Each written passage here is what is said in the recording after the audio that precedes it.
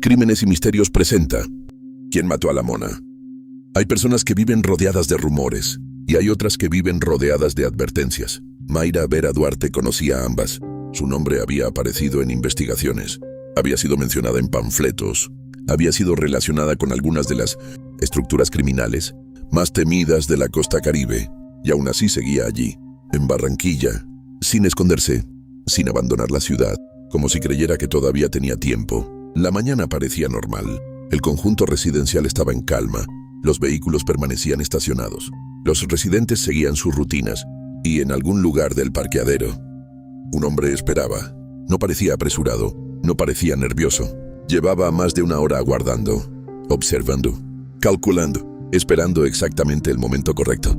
Entonces ella apareció, salió sola, caminó hacia su camioneta, y mientras avanzaba entre los vehículos, ignoraba que alguien ya había tomado una decisión. Una decisión que, según las autoridades, había sido preparada con precisión. Segundos después, todo terminaría. Pero la verdadera historia no comienza con la caída de Mayra Vera. La verdadera historia comienza después, cuando alias Castor habló desde prisión, cuando aparecieron nombres, cuando comenzaron las acusaciones, y cuando Barranquilla volvió a hacerse la misma pregunta: ¿quién se atrevió a tocar a la mujer del hombre más temido de los costeños? Acto 1. El hombre que esperó. La mañana del 9 de junio parecía una más en Villa Campestre. Los residentes entraban y salían, los vehículos permanecían estacionados, los vigilantes cumplían sus rutinas, y en medio de aquella aparente normalidad, alguien esperaba. No llegó corriendo, no llegó improvisando, no parecía un hombre desesperado, parecía un hombre que conocía exactamente lo que iba a ocurrir. Según las primeras versiones, habría permanecido durante más de una hora observando el movimiento del conjunto residencial, esperando, calculando, sin llamar la atención, hasta que apareció Mayra Vera Duarte. La mujer caminó hacia su camioneta. Iba sola, sin escoltas, sin imaginar que alguien ya había decidido su destino. Entonces ocurrió lo inesperado. El atacante salió de entre los vehículos, acortó la distancia rápidamente y ejecutó un plan que parecía estudiado al detalle. Segundos después emprendió la huida. Afuera, según versiones conocidas por los investigadores, un cómplice lo esperaba en otro vehículo, y mientras los residentes intentaban comprender qué acababa de suceder, una pregunta comenzaba a recorrer Barranquilla. ¿Quién era el verdadero objetivo? ¿Mayra Vera? ¿O alguien mucho más poderoso detrás de ella? ¿Quién conocía cada uno de sus movimientos? Acto 2. La mujer detrás del apodo. Para muchos era simplemente Mayra Vera, para otros era la Mona, pero detrás del apodo existía una historia mucho más compleja. Abogada, figura conocida en distintos procesos judiciales, persona cercana durante años a Jorge Eliezer Díaz Collazos, alias Castor, uno de los nombres más influyentes dentro de la historia criminal reciente de Barranquilla. Su nombre había aparecido en investigaciones, había sido objeto de señalamientos, había enfrentado procesos judiciales. También había aparecido en panfletos y amenazas que circulaban desde hacía tiempo. Lo inquietante es que nunca abandonó la ciudad, no desapareció, no se ocultó. Siguió desarrollando su vida en medio de un ambiente que muchos consideraban cada vez más peligroso. ¿Por qué permaneció? ¿Creía que las amenazas nunca se materializarían o confiaba en una protección que finalmente no llegó?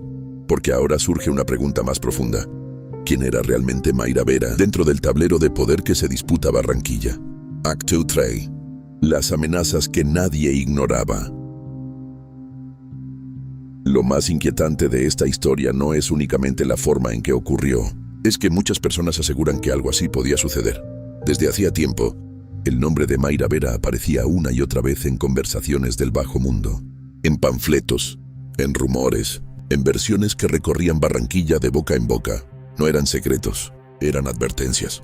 Algunas públicas, otras susurradas, algunas provenientes de investigaciones judiciales, otras provenientes de personas que afirmaban conocer la guerra silenciosa que se mueve detrás de los negocios ilegales de la ciudad. Y sin embargo, ella permaneció, siguió viviendo en Barranquilla, siguió desarrollando sus actividades, siguió apareciendo en escenarios donde muchos creían que el riesgo aumentaba cada día. ¿Por qué? Pensó que las amenazas eran solamente presión psicológica.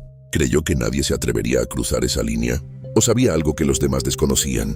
Porque cuando una persona recibe advertencias durante meses, y aún así permanece en el mismo lugar, surge una pregunta inevitable. ¿Realmente se sentía protegida? ¿O estaba convencida de que nunca sería el objetivo final? Hoy, después de lo ocurrido en Villa Campestre, esas preguntas adquieren un significado diferente.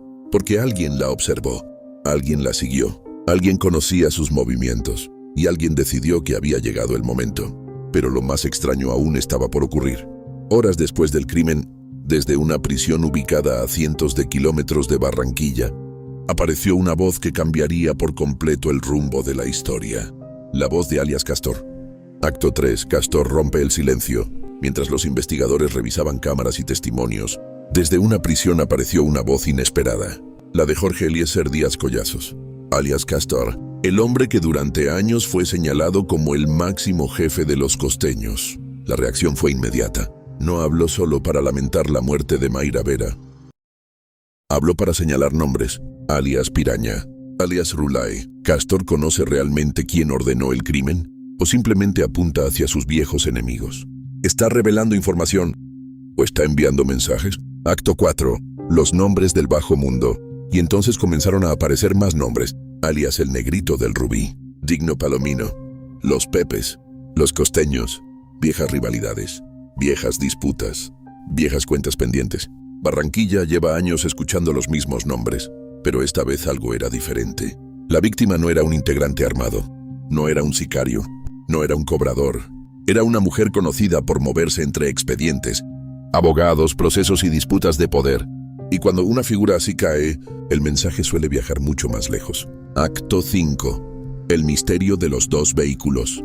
Los investigadores ahora intentan reconstruir cada segundo.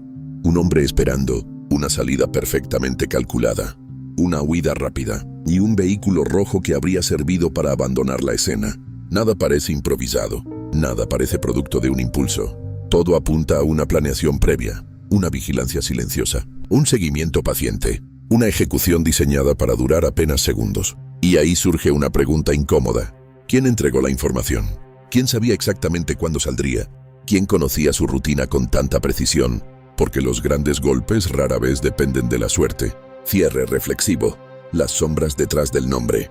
En Crímenes y Misterios, a veces los nombres más importantes no son los que aparecen en los titulares, son los que permanecen ocultos, los que nunca salen en las fotografías, los que observan desde lejos, los que dan órdenes y luego desaparecen. Hoy Barranquilla se pregunta quién mató a Mayra Vera Duarte. Pero quizás la pregunta más inquietante sea otra. ¿Por qué? Porque detrás de cada nombre famoso existe una red de intereses, de alianzas, de traiciones y de secretos. Secretos que rara vez salen a la luz completa. Mientras las autoridades intentan reconstruir lo ocurrido, una pregunta sigue flotando sobre la ciudad. ¿Quién ganó realmente con la caída de la Mona? Y más inquietante aún, ¿fue este el final de una historia? ¿O apenas el comienzo de una nueva guerra silenciosa? Suscríbete, dale like, comenta y comparte porque contigo desentrañamos estas historias reales.